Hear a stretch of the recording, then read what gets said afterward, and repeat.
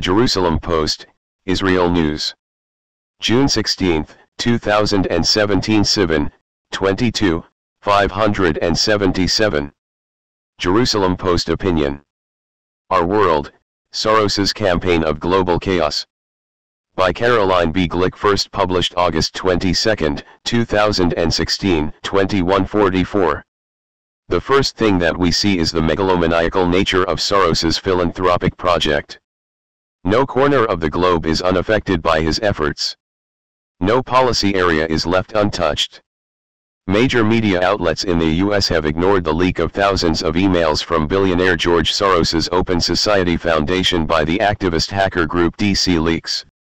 The OSF is the vehicle through which Soros has funneled billions of dollars over the past 2 decades to nonprofit organizations in the U.S. and throughout the world.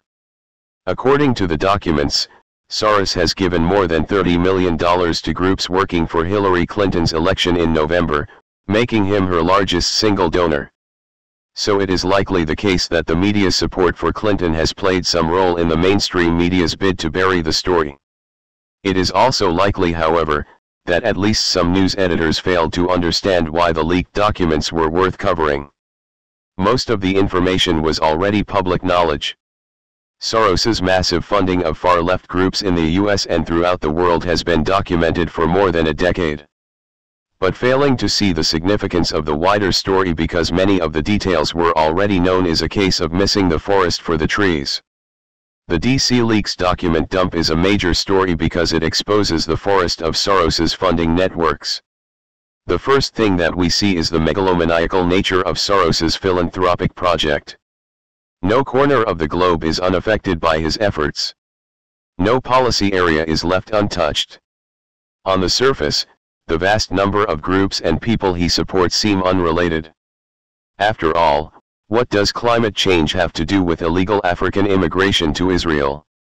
What does Occupy Wall Street have to do with Greek immigration policies? But the fact is that Soros-backed projects share basic common attributes. They all work to weaken the ability of national and local authorities in Western democracies to uphold the laws and values of their nations and communities. They all work to hinder free markets, whether those markets are financial, ideological, political, or scientific. They do so in the name of democracy, human rights, economic, racial and sexual justice and other lofty terms. In other words, their goal is to subvert Western democracies and make it impossible for governments to maintain order or for societies to retain their unique identities and values. Black Lives Matter, which has received $650,000 from Soros-controlled groups over the past year, is a classic example of these efforts. Until recently, the police were universally admired in the US as the domestic equivalent of the military. BLM emerged as a social force bent on politicizing support for police. Its central contention is that in the US, police are not a force for good, enabling society to function by maintaining law and order. Rather, police are a tool of white repression of blacks. Law enforcement in predominantly African American communities is under assault as inherently racist. BLM agitation, which has been accused of inspiring the murders of police in several U.S. cities, has brought about 2 responses from rank-and-file police. First, they have been demoralized, as they find themselves criminalized for trying to keep their cities safe from criminals. Second, their willingness to use force in situations that demand the use of force has diminished. Fear of criminal charges on the one hand, and public condemnation as racists on the other causes police to prefer inaction even when situations require that they act. The demoralization and intimidation of police is very likely to cause a steep increase in violent crimes. Then there are Soros's actions on behalf of illegal immigration. From the US to Europe to Israel, Soros has implemented a worldwide push to use immigration to undermine the national identity and demographic composition of Western democracies. The leaked emails show that his groups have interfered in European elections to get politicians elected who support open border policies for immigrants from the Arab world and to financially and otherwise support journalists who report sympathetically on immigrants. Soros's groups are on the ground enabling illegal immigrants to enter the US and Europe. They have sought to influence U.S. Supreme Court rulings on illegal immigration from Mexico. They have worked with Muslim and other groups to demonize Americans and Europeans who oppose open borders.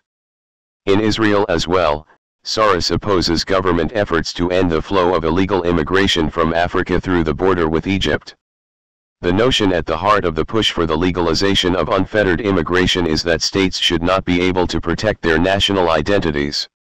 If it is racist for Greeks to protect their national identity by seeking to block the entrance of millions of Syrians to their territory, then it is racist for Greece, or France, Germany, Hungary, Sweden, the US or Poland, to exist. Parallel to these efforts are others geared toward rejecting the right of Western democracies to uphold long-held social norms.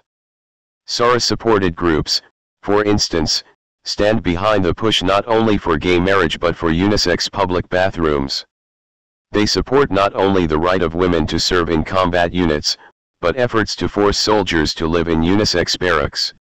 In other words, they support efforts aimed at denying citizens of Western democracies the right to maintain any distance between themselves and Soros's rejection of their most intimate values, their sexual privacy and identity. As far as Israel is concerned, Soros-backed groups work to delegitimize every aspect of Israeli society as racist and illegitimate. The Palestinians are focal point of his attacks. He uses them to claim that Israel is a racist state. Soros funds moderate leftist groups, radical leftist groups, Israeli Arab groups and Palestinian groups. In various, complementary ways, these groups tell their target audiences that Israel has no right to defend itself or enforce its laws toward its non-Jewish citizens. In the US, Soros-backed groups from BLM to J Street work to make it socially and politically acceptable to oppose Israel.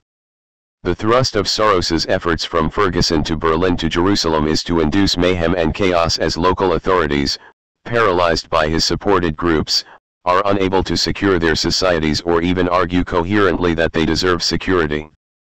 In many ways, Donald Trump's campaign is a direct response not to Clinton, but to Soros himself.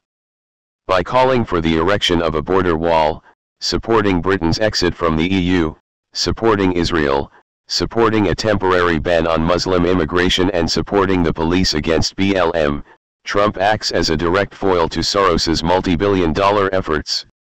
The DC leaks exposed the immensity of the Soros-funded left's campaign against the foundations of liberal democracies. The direct democracy movements that Soros support are nothing less than calls for mob rule. The peoples of the West need to recognize the common foundations of all Soros's actions. They need to realize as well that the only response to these premeditated campaigns of subversion is for the people of the West to stand up for their national rights and their individual right to security. They must stand with the national institutions that guarantee that security, in accordance with the rule of the law, and uphold and defend their national values and traditions.